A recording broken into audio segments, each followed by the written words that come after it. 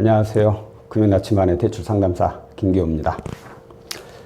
오늘은 후순위 자동차 담보대출에 대해서 사례에 대해서 알려드릴 건데, 정말 운이 좋은 케이스.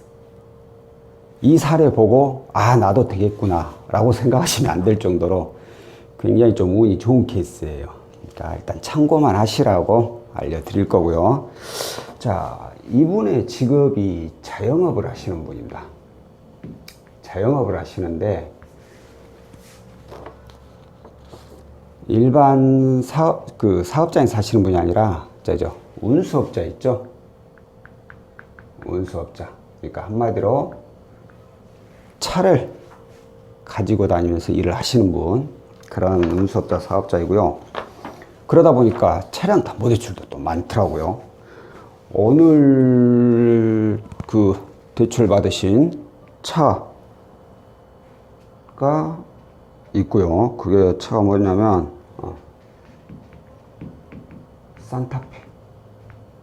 산타페가 있고, 그리고 대형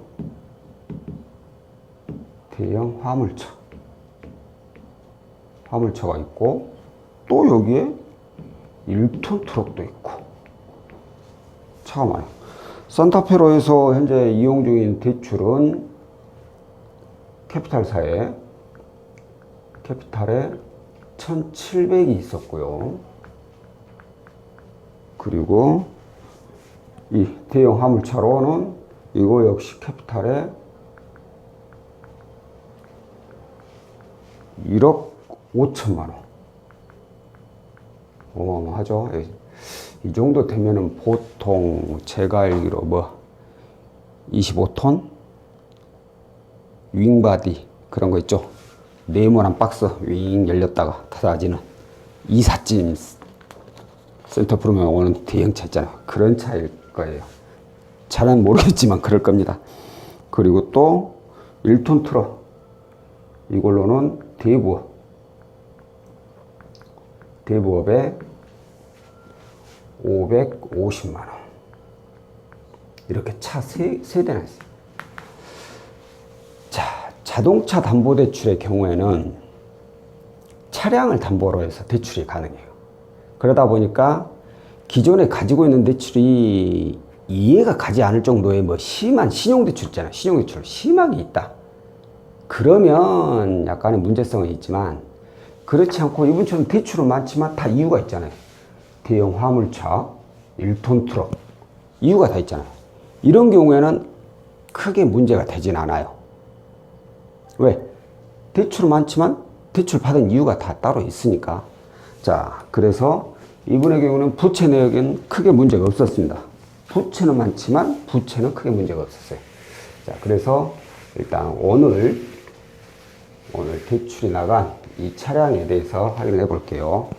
일단 산타페 2013년식이고요. 13년식이고, 이게 지금 설정 금액이 484만 원이 있었습니다.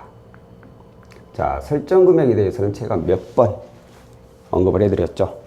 차량 담보 대출은 특히나 할부차일 경우에는 현재 남아있는 할부 잔액이 중요한 게 아니라 그 해당 차량의 설정이 얼마나 되어 있느냐, 이 설정이 되어 있는 금액에 따라서 대출 가능 금액이 달라지게 되죠. 캐피탈에가 1,700만 원이 있지만 설정되어 있는 금액은 484만 원이에요. 근데 자, 이 차 시세가 얼마냐면, 차량 시세가 어디 있느냐, 시세가 여기 있네요. 시세가 1,200만 원이에요.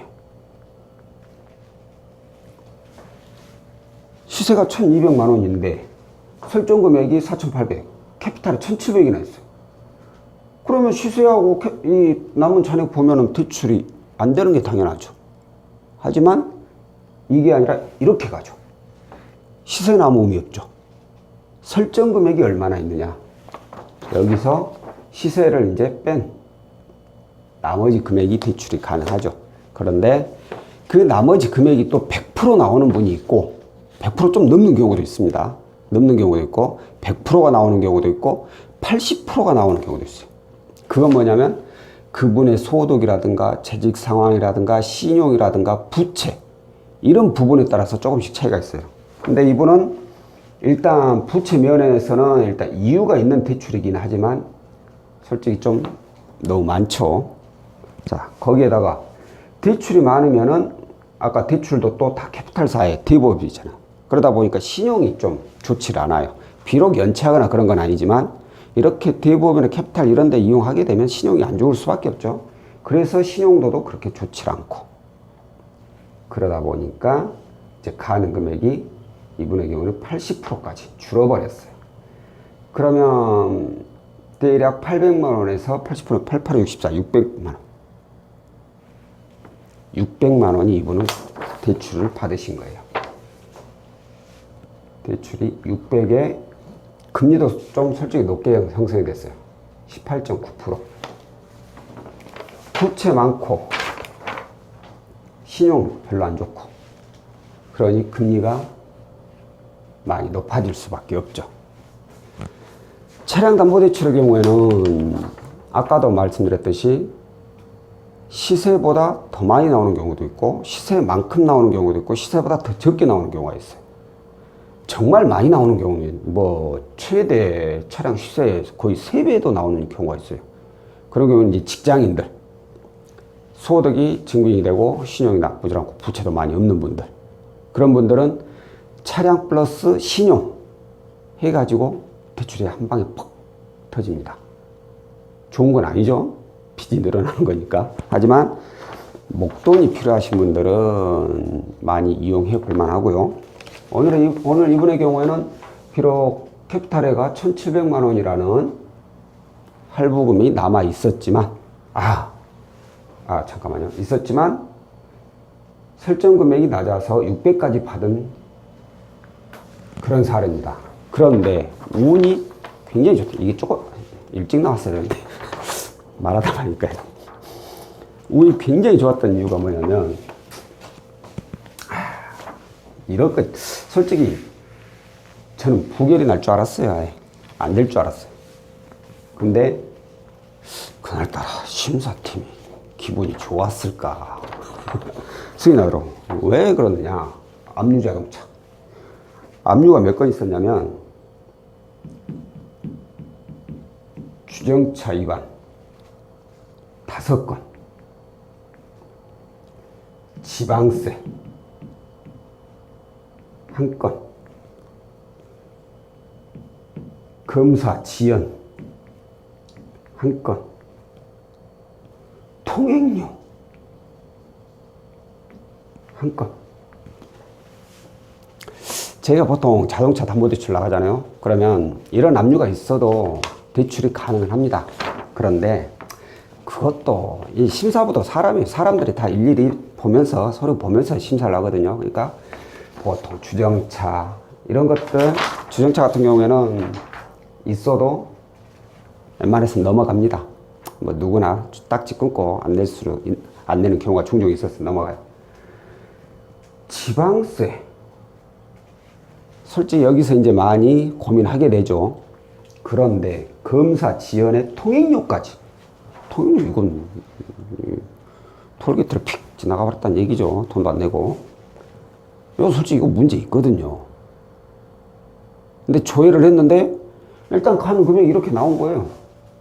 그래서 고객님한테도 분명히 말씀드렸죠. 이거 부결날 확률이 높습니다. 하면 전산에 간 금액은 나왔기 때문에 원하시면 진행을 해드릴게요. 라고 했는데 어차피 이런 내용이면 다른 데 가도 안 나와요, 대출이. 그러다 보니까 고객님께서도 그래 되면 좋고 아니면 말고 라는 식으로 해서 그냥 진행을 한 거예요. 근데 그 날은 무조건 부결인데 그날따라 심사부 얘들이 뭐 좋은 날이었나 좌우간 승인을 내버린 거죠. 이게 합이 얼마냐면 압류금 총 해가지고 약 250만 원. 어마어마하죠. 이거 문제가 엄청 큰 거예요, 이거. 수익 났다는 거예요.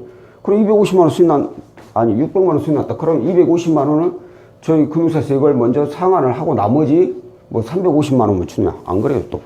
그냥 다 줘버려. 이거 그걸 받아서 이런 거 상환하세요. 그렇게 하고. 운이 어마어마하게 좋았죠. 자, 이런 내용이 있었는데 제가 아까 그랬죠. 절대 안 됩니다. 라고 말씀드린 거. 아까 말씀드린 대로 이 부분하고 이 부분의 경우에는 어느 정도까지는 다 인정을 해줘요. 근데 여기서 살짝 고민한다고 했죠. 누구나 내야 하는 세금. 그런데 이렇게까지 와버리면 안 됩니다. 뭐, 이 사람 됐으니까 나는 왜 안 돼요? 이런 식으로 얘기하시면 안 돼요. 그냥 오늘은 이런 사례에 대해서 알려드리다 보니까 이런 내용이 승인난 분이 좀 특이건이 있어서 알려드린 거고, 누구나 된다는 얘기 절대 아니니까 왜 나는 안 돼요? 그러시면 안 돼요. 자, 오늘은 압류가 있는, 또 이것도 또 착각하시겠구나. 이 제목만 보고 압류.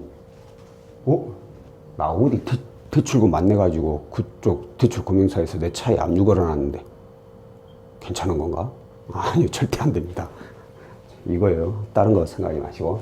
자, 오늘은 압류가 있는 자동차인데 후순위로 담보대출을 받으신 승인 사례에 대해서 알려드렸고요.